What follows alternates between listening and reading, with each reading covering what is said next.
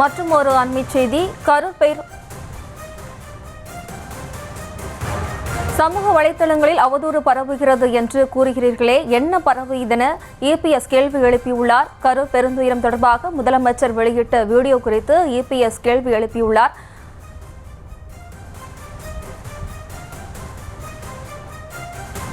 தமிழ்நாட்டிற்கு வாய்த்திருக்கும் முதலமைச்சர் எப்படிப்பட்ட பொம்மை முதலமைச்சர் என்பதற்கு இன்று அவர் வெளியிட்டுள்ள போட்டோஷூட் வீடியோவே சாட்சி என இபிஎஸ் தெரிவித்துள்ளார். தொடர்பான கூடுதல் விவரங்களோடு இணைகிறார் நமது செய்தியாளர் லதா. வணக்கம் லதா.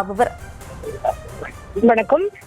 முதலமைச்சரை கண்டித்தும் அதே போல தமிழக அரசுக்கு பல்வேறு கேள்விகளை முன்வைத்தும் எடப்பாடி பழனிசாமி ஒரு நீண்ட கண்டன பதிவை ஒன்றை வெளியிட்டிருக்கிறார். அவர் வெளியிட்டிருக்கும் பதிவில் தமிழ்நாட்டிற்கு வாய்ப்பிருக்கும் முதலமைச்சர் எப்படிப்பட்ட முதலமைச்சர் என்பதற்கு இன்று அவர் வெளியிட்டுள்ள போட்டோஷூட் வீடியோவை சாட்சி என்று குறிப்பிட்டிருக்கிறார். மேலும் நேற்று நான் கரூர் சென்று உயிரிழந்தோருக்கு அஞ்சலி செலுத்தி சிகிச்சை பெறுவோருக்கு ஆறுதல் தெரிவித்து செய்தியாளர்களை சந்தித்த போது எந்தவித அரசியலுக்கும் இடமின்றி மக்களின் உணர்வாக எனது கருத்துக்களை தெரிவித்து அதே சமயம் மக்களின் சந்தேகங்களையும் பதிவு செய்தேன். அதற்கெல்லாம் உரிய பதில் அளிக்க திராணி இல்லாமல் சமூக வலைதளங்களில் அவதூறு பரவுகிறது என்று கூறுகிறீர்களே, என்ன அவதூறு பரவியது என்று முதலமைச்சரை நோக்கி கேள்வி எழுப்பியிருக்கிறார். மேலும் உங்கள் கட்சிக்காரர்கள் தமிழ்நாடு மாணவர்கள் சங்கம் என்ற பெயரில் போஸ்டர் ஒட்டிக்கொண்டு இருக்கிறார்களே, அந்த அவதூறா?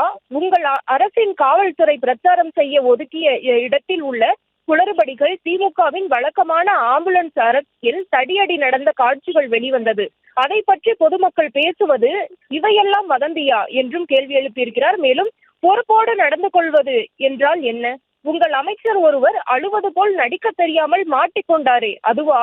அல்லது உங்கள் மகனும் துணை முதல்வருமாக இருக்கக்கூடியவர் கரூர் வந்து சம்பிரதாயத்திற்கு போட்டோ ஷூட் எடுத்த கையோடு வெக்கேஷனுக்கு துபாய்க்கு பறந்து சென்று விட்டாரே, அதுவா என்றும் அடுக்கடுக்காக கேள்விகளை எல்லாம் முன்வைத்திருக்கிறார். கள்ளக்குறிச்சியில் உங்கள் ஆட்சியின் அலட்சியத்தால் ஏற்பட்ட கள்ளச்சாராய மரணங்களுக்கு கணக்காத இதயம், கலங்காத கண்கள் இப்போது மட்டும் கலங்குகிறதா என்றும் கேள்வி எழுப்பியிருக்கிறார். மேலும் சென்னை ஏர் ஷோவில் நீங்கள் குடும்பத்துடன் உட்கார்ந்து கண்டுகளித்த போது கூட்ட நெரிசலில் சிக்கி 5 பேர் உயிரிழந்தார்களே, அப்போது மட்டும் வீட்டிலேயே இருக்க முடிந்ததா? யாரை ஏமாற்ற பார்க்கிறீர்கள் என்று முதலமைச்சரை நோக்கி கேள்வி எழுப்பியிருக்கிறார். மேலும் எதிர்க்கட்சிகள் யாரும் இதுவரை எந்த அரசியலும் செய்யவில்லை, ஆனால் உங்களின் இந்த வீடியோ தான் பல அரசியல் சந்தேகங்களை ஏற்படுத்துகிறது என்றும், இதில் இன்னும் கொடுமையாக நீங்கள் அமைத்த ஒரு நபர் விசாரணை ஆணையம் விசாரிக்கும் காட்சிகள் ஊடகங்களில் தொடர்ந்து வருகின்றன.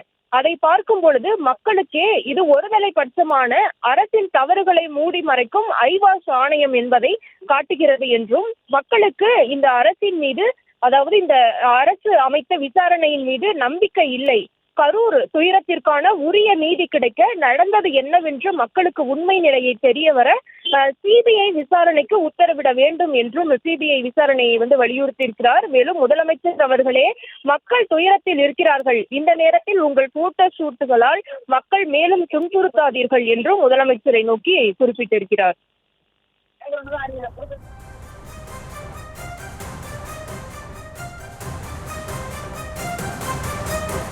விவரங்களுக்கு நன்றி லதா.